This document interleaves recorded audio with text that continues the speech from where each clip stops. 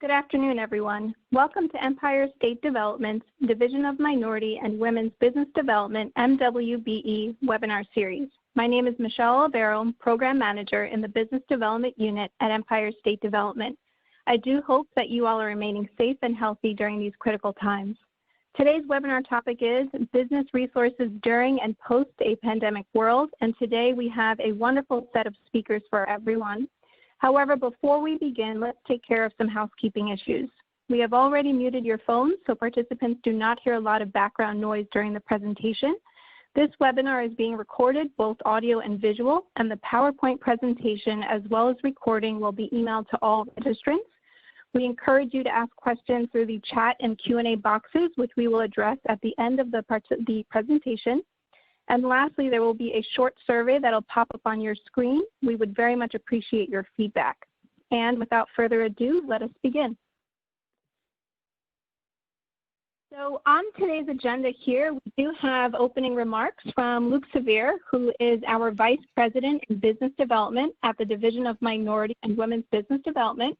We also have Gary Johnson, Economic Development Chairman at the NAACP New York State Conference.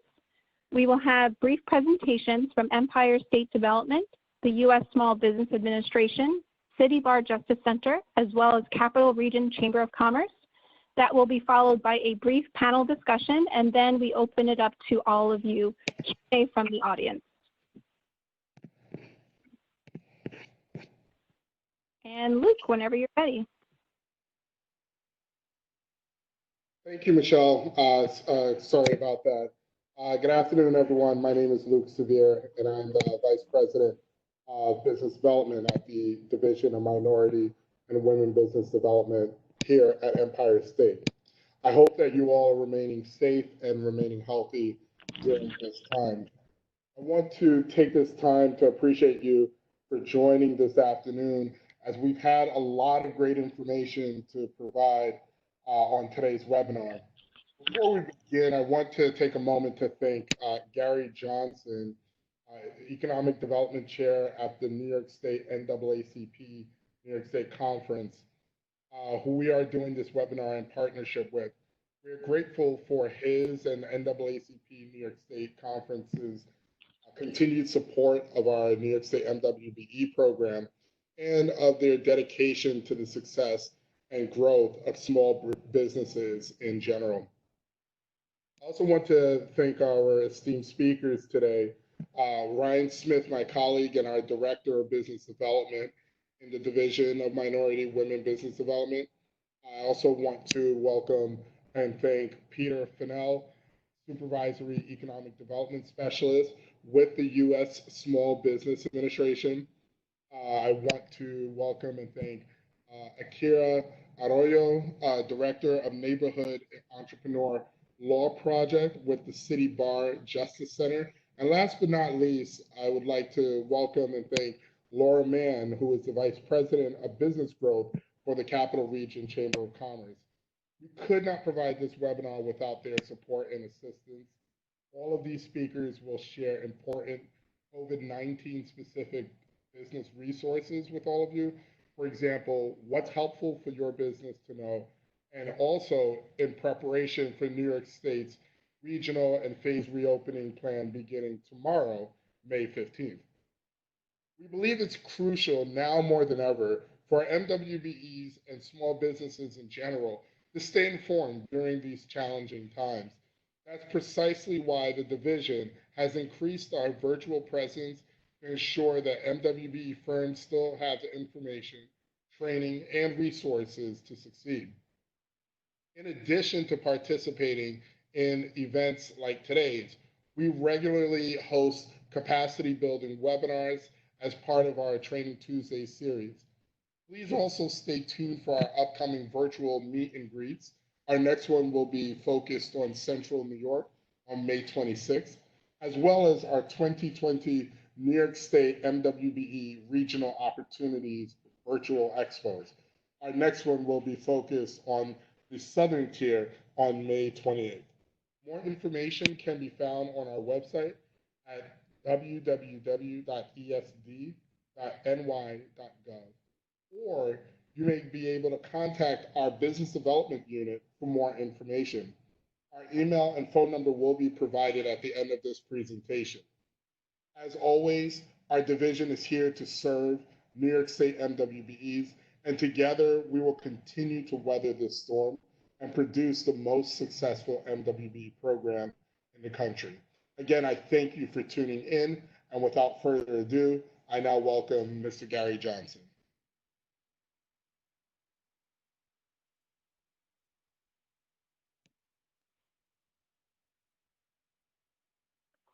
Great, Gary, whenever you're ready. Yes. Okay. Thank you, Michelle. Thank you, Luke, for inviting me to participate on this important webinar. As someone who's personally started and operated several businesses, I know how important it is to have access to the latest information. I started volunteering with the NAACP about 20 years ago.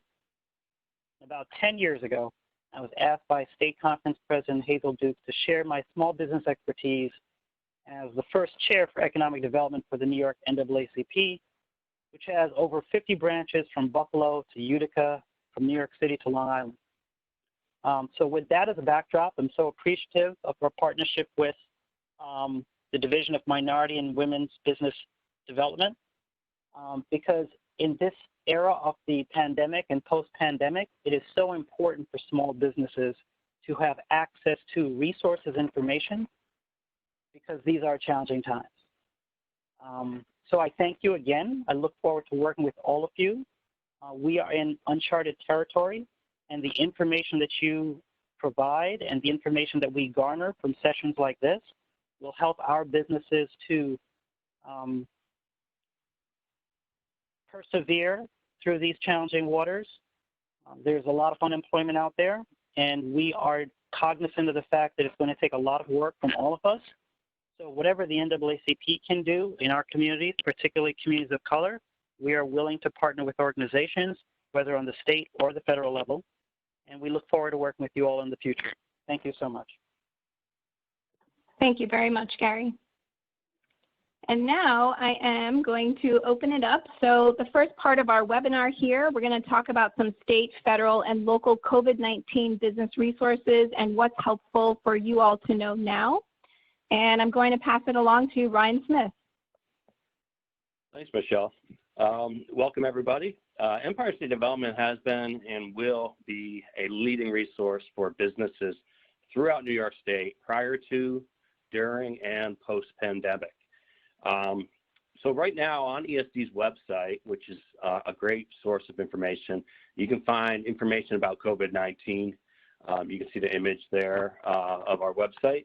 But more importantly, really important information, business-related resources, such as up-to-date guidance for businesses. In particular, there's guidance, or there has been guidance, for essential businesses and what is deemed essential. So when New York Pause started, we, as you can imagine, received just literally thousands and thousands, many thousands of inquiries as to what is essential. So ESD has really been on the forefront of providing that guidance, and we will continue to do so as we come out of this this shutdown pause environment. You can also find information on the Executive Order 202.6, which essentially we're all operating under. And what's nice is you can also find FAQs. So these are frequently asked questions and answers that can help you kind of navigate and sort through all this information. There's a plethora of information on the website, and that offer other business-related resources. For example, as you explore the site, you're also going to see a legal resource guide for businesses, as well as additional information on additional grant funds. So if you're seeking additional grant funding, there's there may be potential additional grant funds for you. You can find that all on our website. And we continue to accept offers and inquiries about offering important medical supplies and PPE. This can be offered through a portal on the website. It's a great centralized process that allows the state to collect all those great offers and supplies from the various businesses throughout, not only in New York State, but throughout the country. And as well, you could also donate your goods and services through that same portal on the website. So in a nutshell, there's a lot of great information on the site. So make sure you explore it and check it out frequently because it is updated regularly. So the next slide. Another important website and resource we want to direct you to is the New York State Department of Health. Obviously, they're literally at the center of the pandemic here in New York State. So it's a great resource, but we really want to highlight a new initiative that that began just in the last week or week and a half or so, or within the last 2 weeks. So it's called the New York State Contact Tracing Initiative. What this is it's seeking volunteers and resumes, essentially people looking to become a part of the solution and start contact tracing. More information, you can see the website right there on the screen. It's coronavirus.health.ny.gov. And again, there's also a coronavirus hotline as well as other additional information.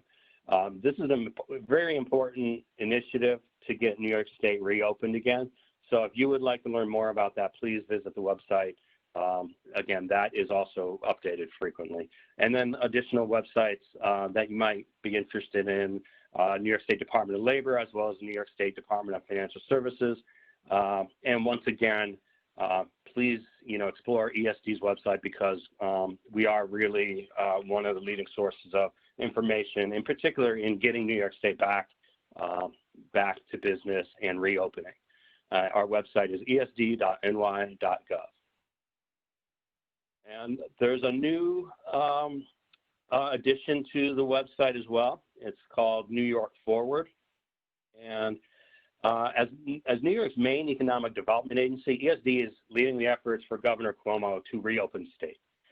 We were leading in the efforts to make sure businesses, had the guidance for the New York pause, and now we're leading for the reopening of New York State.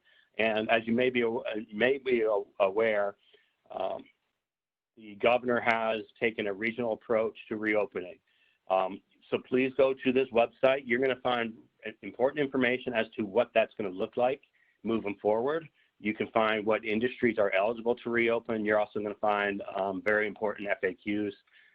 So please go ahead and visit that website to get additional information. What's nice about the New York Forward website is businesses that are reopening, they're essentially going to be required to sort of follow the guidelines. Governor Cuomo has outlined a plan to reopen New York, and businesses should read the New York Forward book for guidance prior to reopening.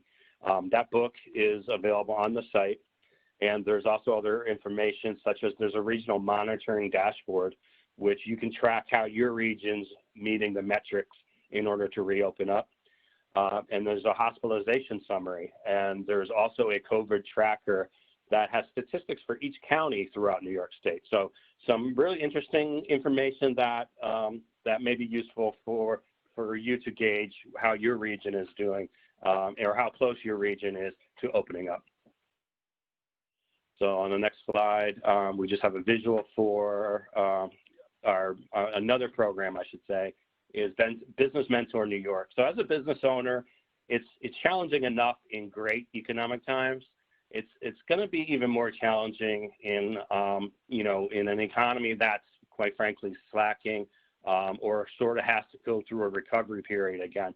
So one of the programs that we think is a great resource for small businesses throughout New York State is our Business Mentor New York.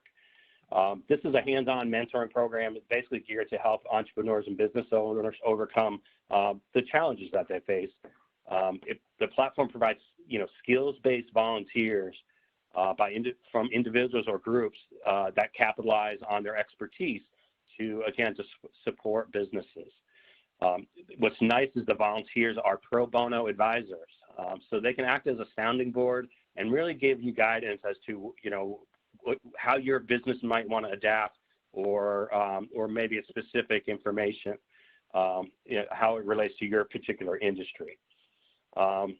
This platform really provides a great solution for our small businesses. And the fact that it is online, it's enabled by technology, so it streamlines that process. So it's very, even if we're working remotely, even if we continue to work remotely, it's still going to be a very useful resource, leveraging that technology. And last but not least, New York has partnered with business leaders to create a dedicated group of volunteers across different New York State industries, such as legal firms, financial professionals, to assist business owners with COVID-19 specific issues and guidance. One of those, for example, they can provide SBA loan application assistance and other financial matters that that your business may need. So the platform is always looking for mentors. If you would like to mentor it, we encourage you to sign up.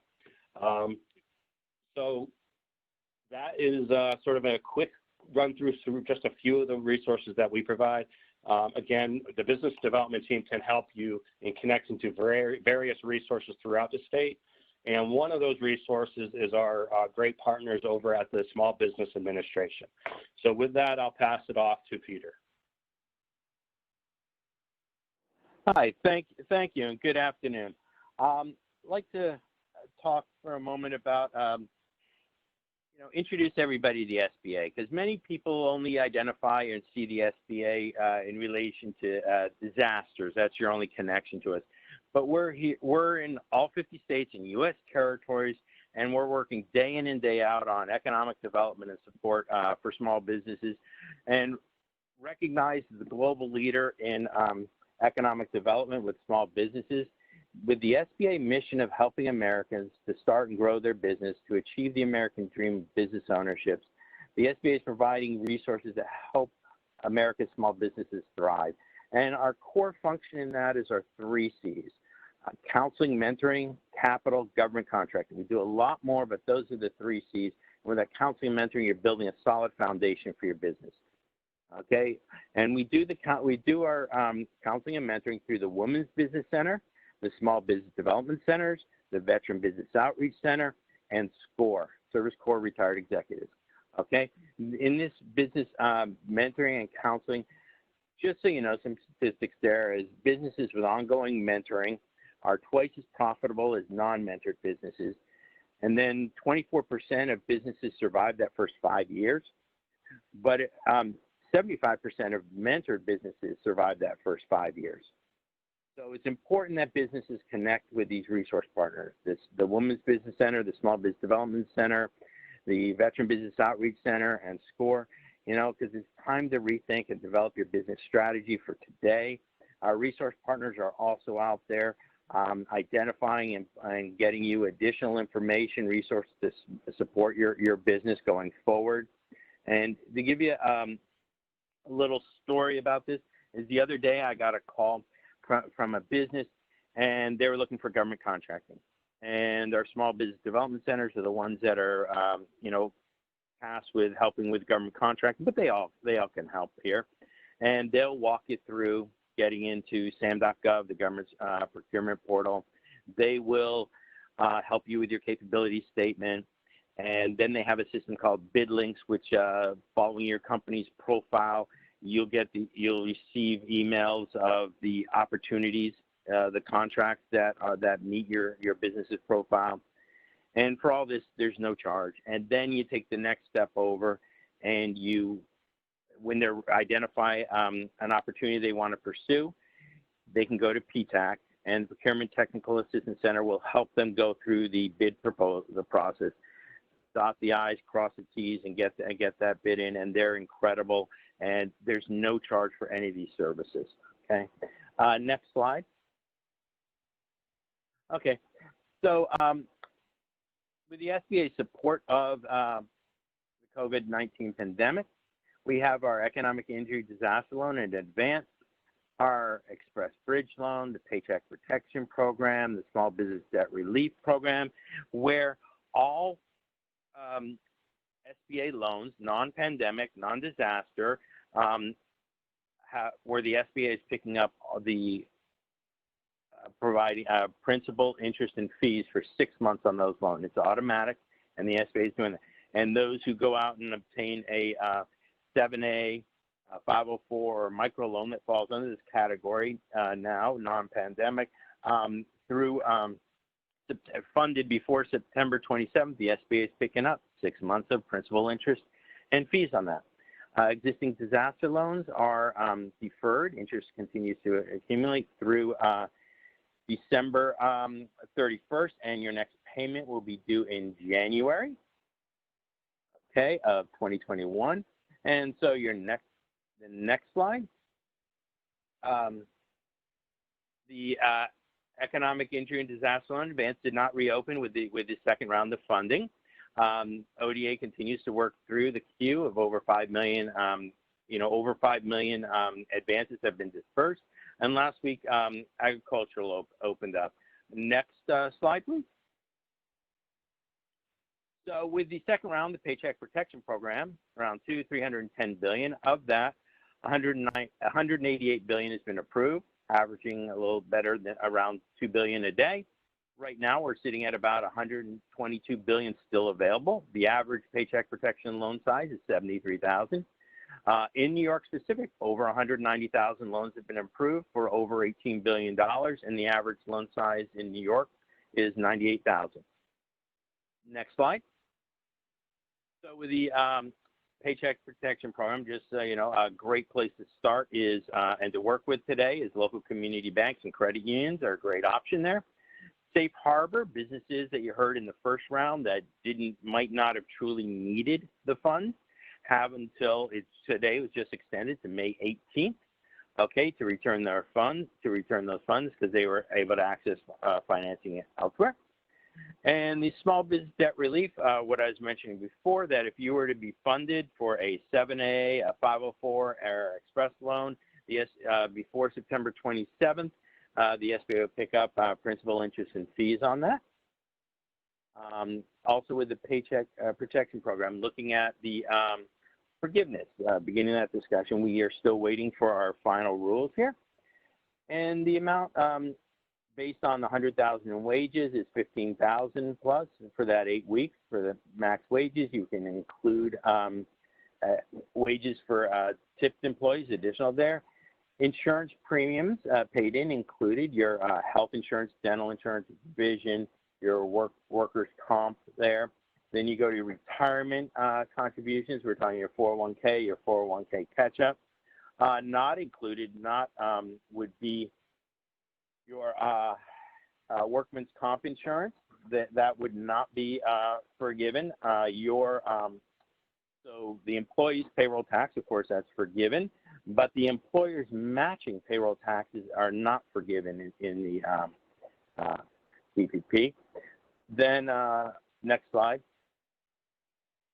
Okay, so when there's changes of number of employees, it changes the forgiveness amount and everything. So we're waiting for a final definition on this information, instructions.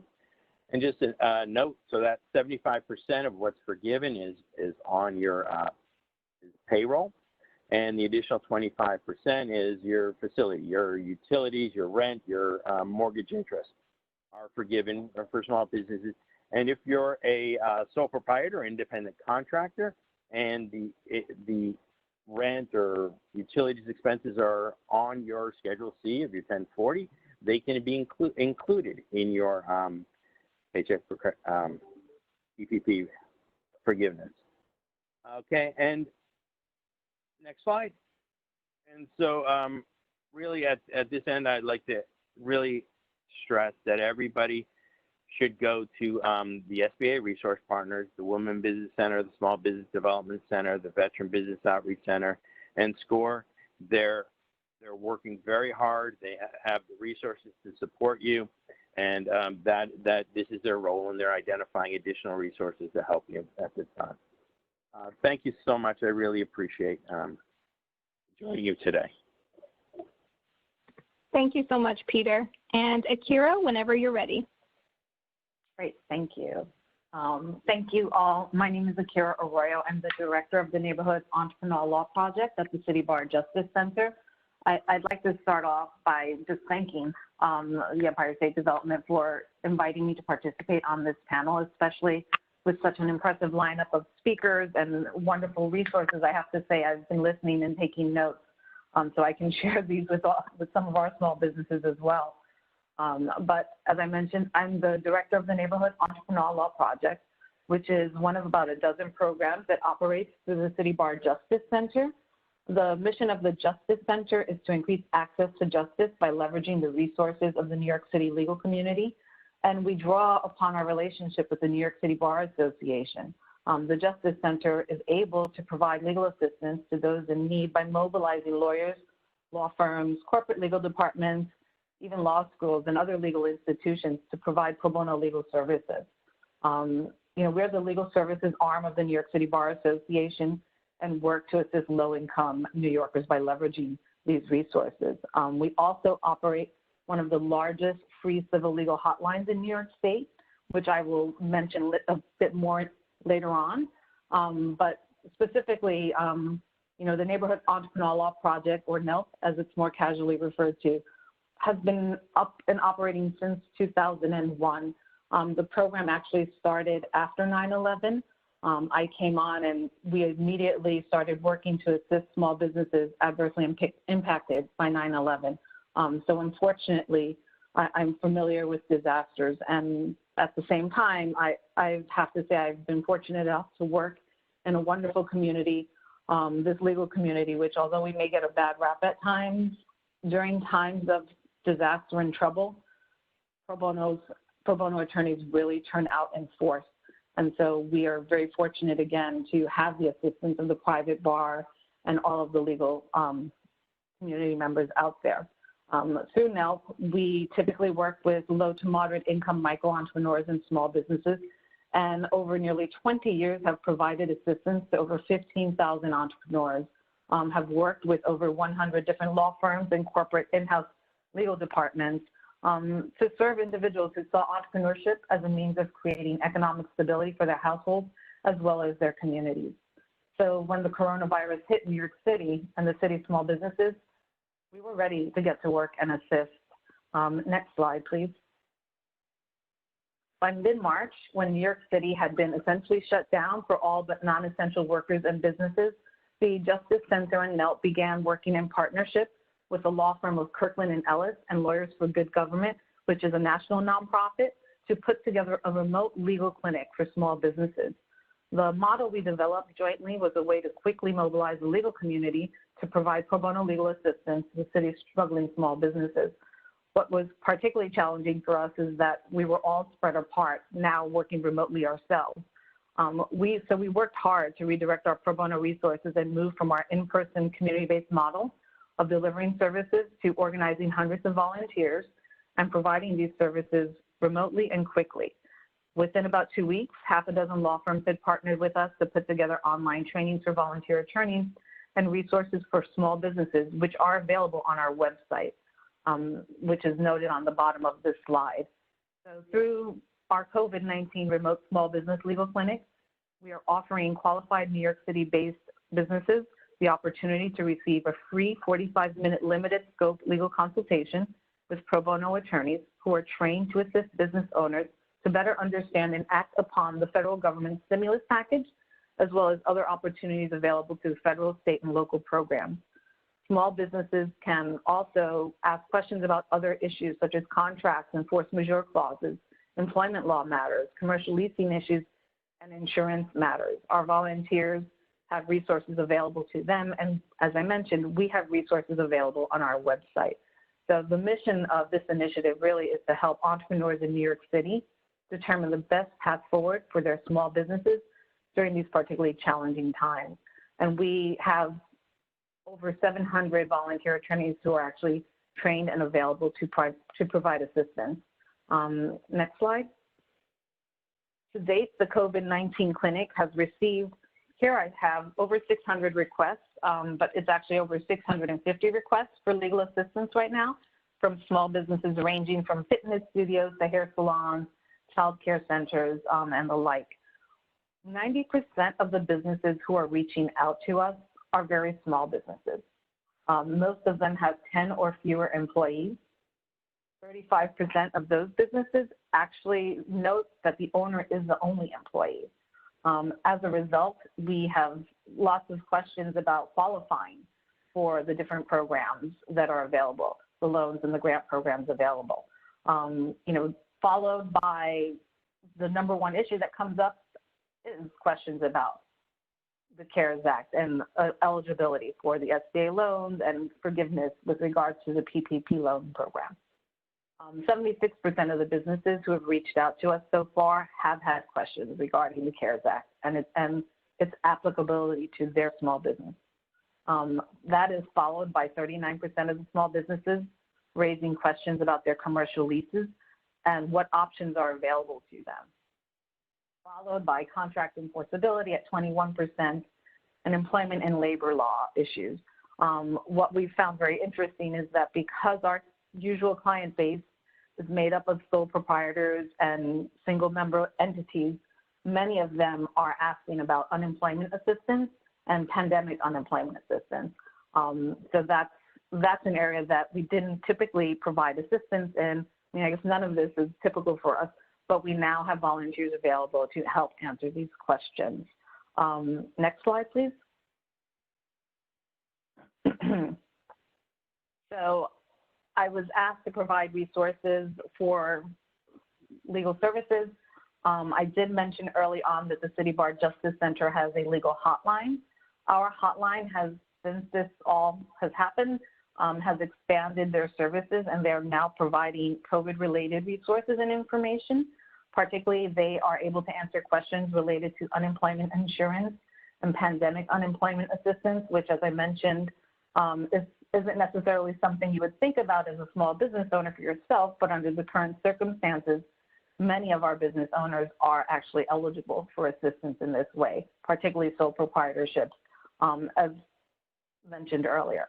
The New York State Bar Association also has an unemployment insurance relief program to assist those who are applying for PUA or whose claims have been denied.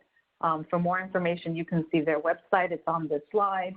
Right now, as I mentioned earlier, we came up with this model for an online remote clinic by our work with Kirkland & Ellis and Lawyers for Good Government.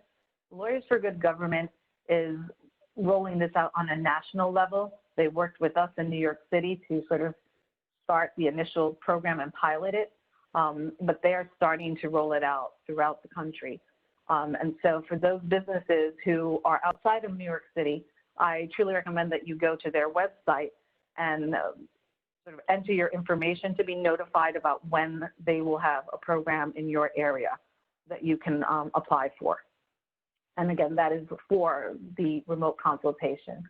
The American Bar Association also has a disaster legal services hotline. That number has been posted on this slide. That's also a national program, but you can call in and they will direct you to New York State resources. They're currently developing their New York State model. And what you can do is go to the website, newyork.freelegalanswers.org, to then have your questions answered by a volunteer lawyer. So right now what we have found is that we worked really hard and we were sort of first out the door with our remote clinic model. But others are starting to get their programs in place. And our program really, I think, helped to sort of triage some of the issues. And it's a wonderful resource, and I think others are stepping up and also pulling their programs together. So there will be more resources as time goes on. One other resource, which is a statewide resource as well, is Law Help New York. They offer, actually, it's a wonderful resource, helps you find legal resources throughout the state based on the issues, your zip code, things like that. But in particular, as small businesses, you can type small business in the search box for resources related to small businesses and COVID-19. And they will provide you with a list of other legal service providers offering assistance throughout New York State, as well as resource sheets. that is what I have right now to share on additional resources. But again, I didn't know that the ESD had a legal resource guide for small businesses. So it's really important for the business owners out there to keep looking to trusted city and state agencies and local bar associations in this instance. One other resource that I also did not include in this presentation, which honestly I hadn't thought of it at the time, but is that many New York law firms have put together COVID resources on their websites. So they have information sheets available to small businesses. Actually, they're probably directed more towards their larger client base, but I think many of the small businesses here could still make use of the resources available. And so it's worth looking around to law firms that you've heard of, that you may have worked with in the past, but I will try and pass some of that information on to Michelle as well for further distribution after this call. Next slide. So with that, I want to thank you again for your time. I hope you're able to make use of these resources. That is the link to our remote the webpage for the remote legal clinic. You can register online for a consultation with an attorney. You can also find other resources regarding contracts, insurance issues, tax issues that are there for clients as well. So please do check out the website. Feel free to make use of those resources and come back regularly to the site as we will continue to update what's available there. Thank you. Great. Thank you so much. And now we're going to move on to the second part here, the post-pandemic piece, what's helpful for you to know as you look ahead. And we are going to have Laura Mann. Hi, everyone. I'm Laura Mann with the Capital Region Chamber. We're a regionally focused chamber with Albany, Schenectady, Rensselaer, and Saratoga County in focus. We additionally serve as a New York State Entrepreneur Assistance Center for our region as well. And what I want to say to you is, you know, we all on this call, all of us, entrepreneurs and resources here, are working hard to make sense of the situation created by COVID-19. The magnitude of the changes, challenges, and uncertainty it's brought about cannot be overstated. You, as entrepreneurs, are in many ways better equipped than most to manage and adapt in these times. I think it's fair to say you may be accustomed to navigating through rough waters with high degrees of risk and uncertainty, captivity against changing headwinds, navigating to a place maybe only you can see as you hold on to a vision. So just as the frontline healthcare workers and emergency first responders will see us through this public health storm, you are and will be the front line to our collective economic recovery, and you're going to lead the charge in our economic rebuilding. What I want to share is information as you both anticipate and determine what's next. It's a constellation of what I believe are important takeaways and key highlights from a variety of sources, and perhaps offers a framework for you to think about not only what you need now, but what you may need as you anticipate what your future will be. Next slide, please. So we're going to take a look at a few things. I wanted to start with, you know, the role of government. Already there's been an economic intervention seen on a scale that hasn't been seen for decades. As of April 4th, the government stimulus from governments around the world was tallied at $10.6 trillion. In the US, the Fed Reserve, supporting businesses and states, is doing so in unprecedented ways, is expected to expand to between 8 and 11 trillion, according to some reports, which means it's taking on a larger role in the economy than was the case during either the Great Depression or World War II. What does the role of government mean? What implications can that have? History shows us that short-term measures taken in the past in response to global crises ultimately turned into fundamental long-term social and economic shifts. The Great Depression saw the reforms of the New Deal, Social Security, Fair Labor Standards Act, banking reforms, as well as the effect on people pinching pennies for the rest of their lives. World War II brought about rules-based international order and the creation of organizations like the United Nations and the International Monetary Fund and NATO. The 9/11 attacks elevated the role of security, including travel, cybersecurity, and governmental surveillance measures that continue to this day. The financial recession of 2007 and 9 contributed to the shift of production to offshore so that businesses could maintain competitiveness, and saw 15,000 pieces of new legislation passed by governments around the world to strengthen the global financial system. So what does it mean from your perspective in terms of what you might think about anticipating? As you think about your new strategy and what the future holds, you may anticipate, much greater regulation. Employee rights, as you heard about, access to data, worker safety regulation. And in a lot of cases, you can expect some nationalization in some industries, direct state intervention, designated industries of strategic importance, as we saw our supply chains highly disrupted, inability to access what we need to respond to this crisis. Probably expect some changes with the tax system, a reframing of national security to include a larger focus on our public health system, but also perhaps new regulation on the power and scope of mass data collection, surveillance, analysis, necessary for tracking and monitoring the spread of the disease, but also in what other fashions. So what is it taking? What kind of toll is it taking on us as a society? We're seeing some interesting things, a dichotomy between community pro-social behavior and xenophobia.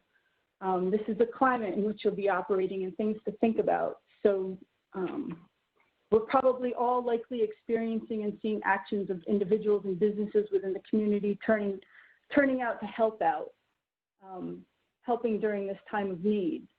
People's sense of community is transformed at this time. You see pro-social behaviors like checking in on neighbors, caring for the needy, cooking for friends and others in need, cooperation and a sense of selflessness that is altered. It's instinctual for us when we're trapped in a hostile environment, and you see this going back in time that our ability to survive depended on group cooperation. It's ingrained in us. We are looking out for each other in ways that we have not done before and reorganizing around very community-centric and community-focused attention. The move to online technology, in a way, even though we have this social distancing, has actually led to a lot more personal conversations. People are doing things they never had time for before. They're connecting and talking more maybe because there's no other outlet. It's inspired more personal connection and dialogue, which will likely continue in the future. A return to kind of some of the simpler human connections and family time.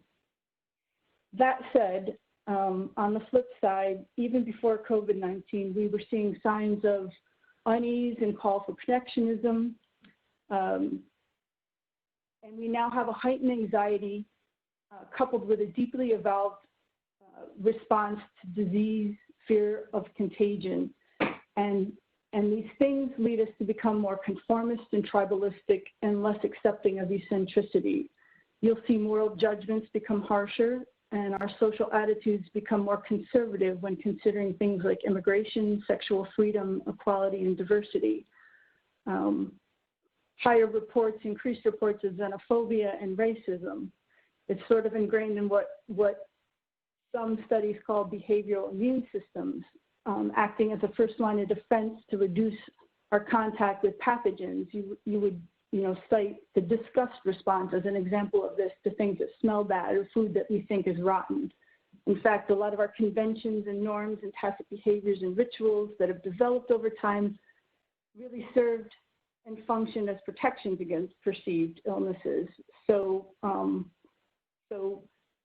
views of people who do not conform to some of these things are consciously or unconsciously viewed as threats. We see a shift in social norms as well, and cultural norms. Perhaps we'll see more, again, people turning to saving and spending less.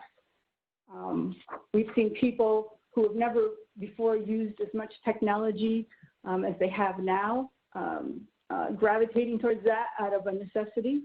Large group gatherings, weddings, and parties are profoundly impacted, and the fear of virus may continue to profoundly impact the way we continue to interact with one another and how comfortable we are in gatherings long beyond this. Many of us are going to come through this experience with some form of PTSD and loneliness. We're experiencing what it means to work from home with an absence of a defined work-life demarcation, contributing to depression, anxiety, absence of a separation from a home-work life, and what this means and what it does to our families, and why this matters as a function of whether or not we are as productive as workers. Higher instances of violence, mostly directed at women, is being reported. We're seeing the impact of child care and the implications on being able to function and open as we consider a reopening. It's an industry dominated by women as business owners and women business owners. And there was a study by the National Association for Education of Young Children that had suggested the severe impacts that were going to take place on our capacity of childcare as we think about how we're going to recover. I also want to talk a little bit about the inequitable impacts that this is having on us. It has implications for our workforce. It has implications for progress we've made with job gains for both women and for minorities. And so it has implications for you when you think about diversity, or you think about your customers or your workforce. In March, Nielsen had said that by 2028, women would own 75% of the discretionary spend and still 80% of the purchasing decisions.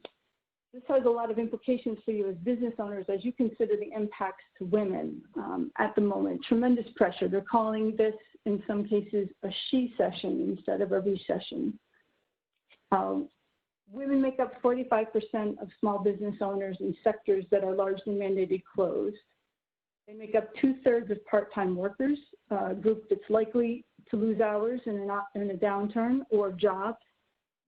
62% of Americans' minimum and low-wage workers are women, servers in restaurants, housekeeping in hotels, cashiers at retail.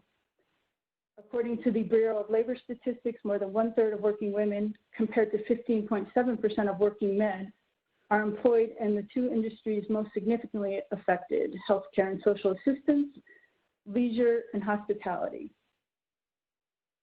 The crisis has wiped out the job gains of women and minorities that have happened and progressed over the past 10 years in just 2 months.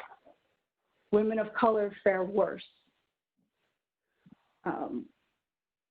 Even women who could continue to work from home now must be at home to care for children. In 2018, 15 million children lived with single mothers. 70% of the households with children relied on income generated by women. 41% of moms are the sole or primary breadwinners. 25% of households with children are headed by a single mother. And this has major implications from a workforce, a society standpoint, a reopening standpoint, and a diversity standpoint that can't be ignored as we think about all of this and about the resources that are needed both for us and as businesses. Next slide, please. From a workforce standpoint, I think I've made the point with regards to women.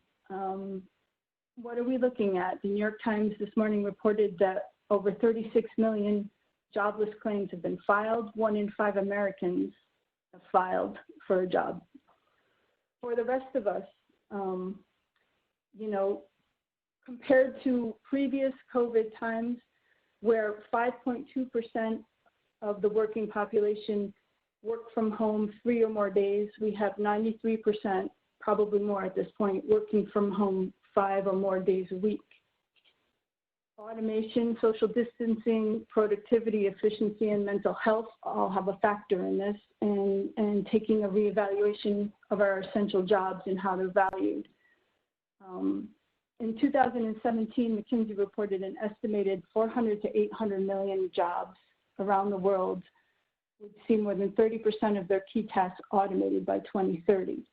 And yet, technology is also going to be, and automation is also going to be, a major factor in how we can recover. More robotics, enabling us in ways to become more productive as we cope with different parameters around safety and workforce, how many folks we can bring back, and you know, the ways in which our consumers are expecting to interact with us. So, consumers. Hi, Laura. Yep.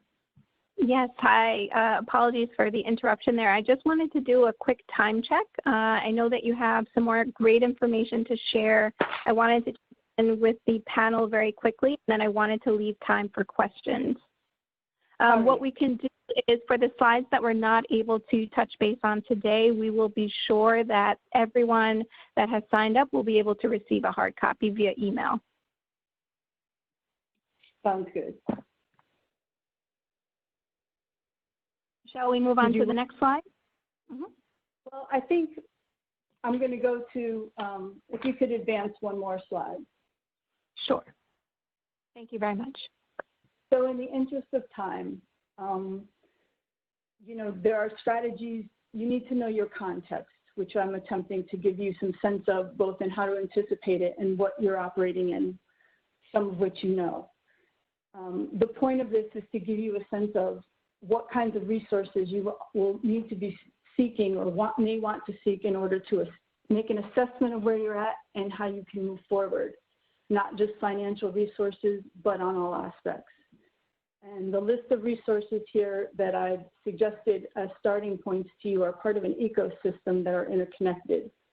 So, including the chambers of commerce, but federal, state, and local resources, you know, we're doing this because we have an interest, a vested interest. It's, you know, this is what we do. And so tapping into any one of us taps into the network.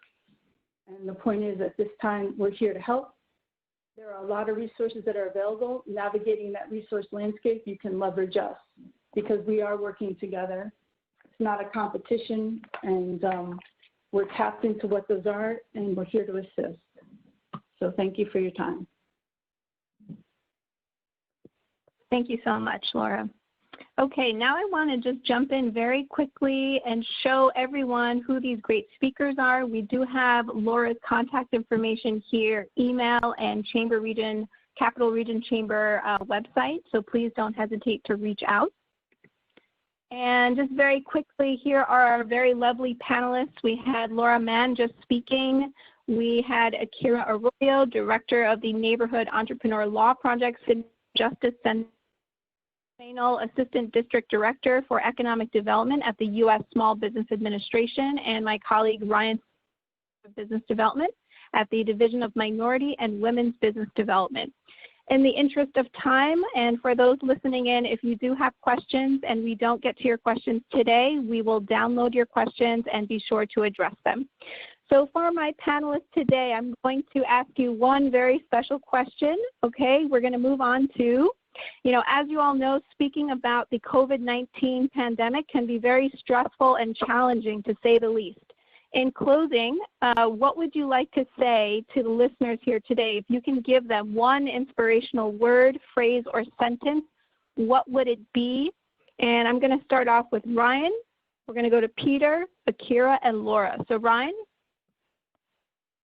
One word, I think perseverance. And because it really indicates persistence in achieving or overcoming challenges, kind of success in the face of adversity. And I think that's pretty relevant right now. But it's relevant for all of us. Everyone faces adversity. So I'd like perseverance. Great, thank you. Peter?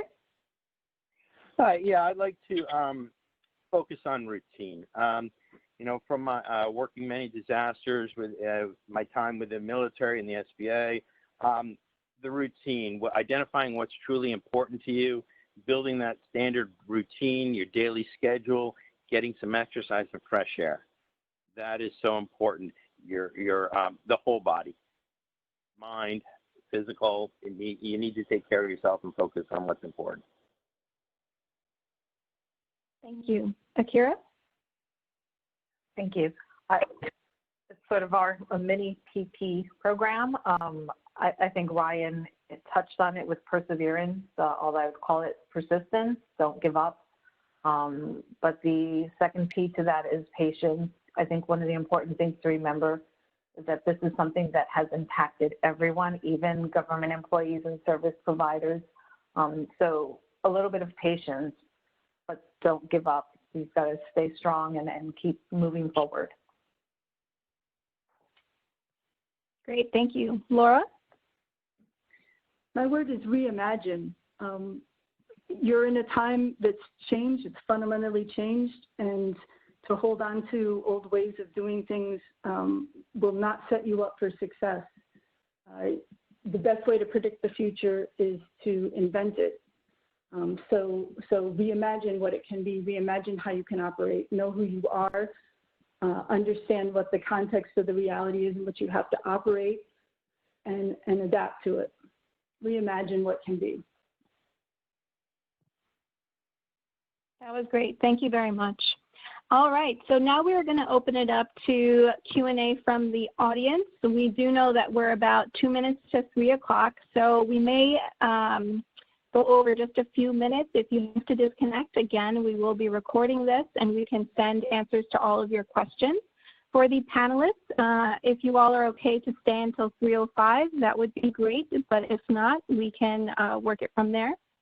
In the interim, I will go and look at that are in the chat and Q&A boxes. Just bear with me for a moment.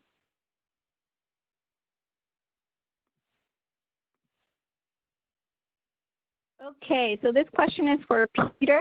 Peter, can you share some insight?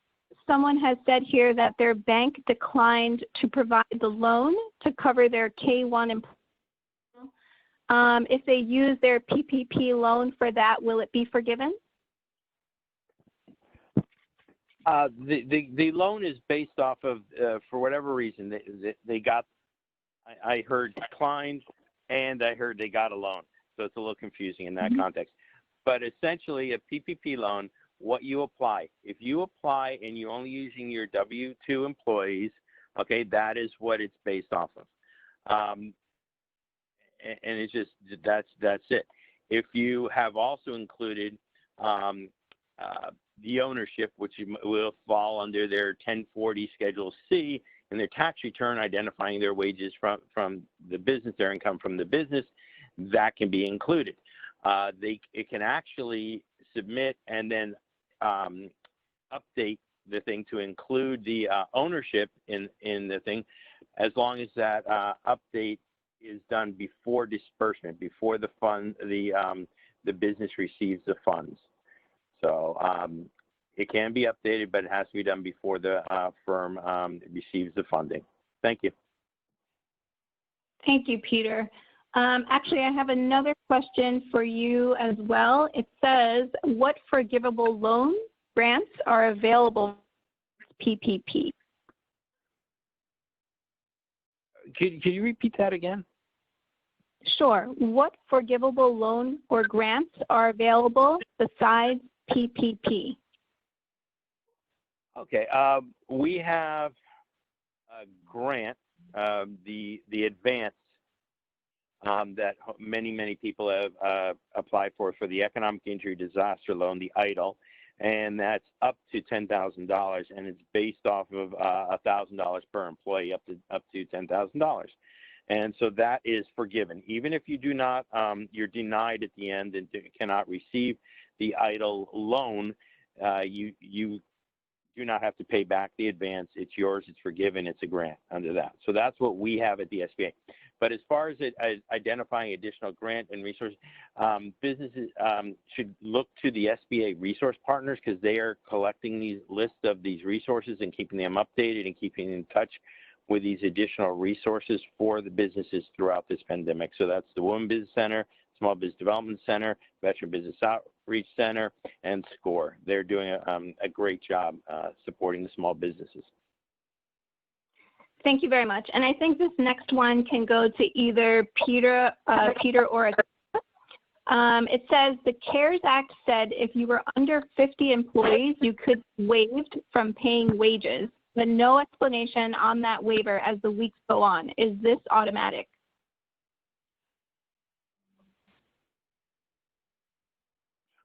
Peter here. I'm not familiar with this at all. Sorry. Okay. Akira, do you know about this?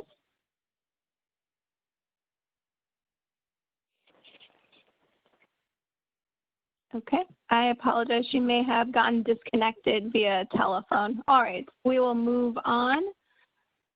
So what we're going to do is someone is asking if we can supply links to other loans and grants that are available. So we will be sure to do that. And let me just do one other sweep. Okay, so someone's asking, this is for Peter as well. Is EIDL open for applications right now? Only for agricultural businesses right now, and we're hoping it'll open up again to receive other business applications soon. Okay, thank you very much. And one more minute for other questions. Just bear with me as I look through. Okay, we're getting questions about PowerPoint presentation and whether that will be sent out. Yes, we will send out the PowerPoint presentation as well as the recording to everyone. And it looks like someone announced another great legal resource here called Volunteers of Legal Services. We can add that link to the email that I send out. And last but not least, I think we've done through Peter. This is for you as well. It says, how will the EIDL advance? I applied in March and I only received an email stating that my application was received. Unfortunately, with the EIDL, we're not able to access that information. I'm with the field offices, helping the businesses day in and day out with economic development and stuff. And we have another division, Office of Disaster Assistance. And only that office is able to provide the updates and the information on that. And so at this time, the only support that it would be through disaster customer service. Okay, great. Thank you very much. I put up our last slide here, which is contact information. If you have a question and it wasn't answered today, please feel free to email business development email address, and I can contact any of the. You've also seen their contact information on the slides. So now I just want to take a moment to very much thank everyone for their time today. Gary Johnson from the NAACP New York State Conference, my colleague Ryan Smith from the Division of Minority and Women's Business Development, Peter Fainel from the SBA, Akira Arroyo from the City Bar Justice Center, and Laura Mann from the Capital Region Chamber of Commerce. We truly do value your time and information that you've shared today. A few quick reminders. We will send PowerPoint and recording to everyone. Please stay tuned for our next webinar, which is on Tuesday, May 19th at 2 p.m., and that is around our Belmont Park redevelopment project. There is a short survey at the end of this webinar, so please do share your thoughts, and I will be sure to send everything in email to everyone. Thanks for joining us, and have a great rest of the day.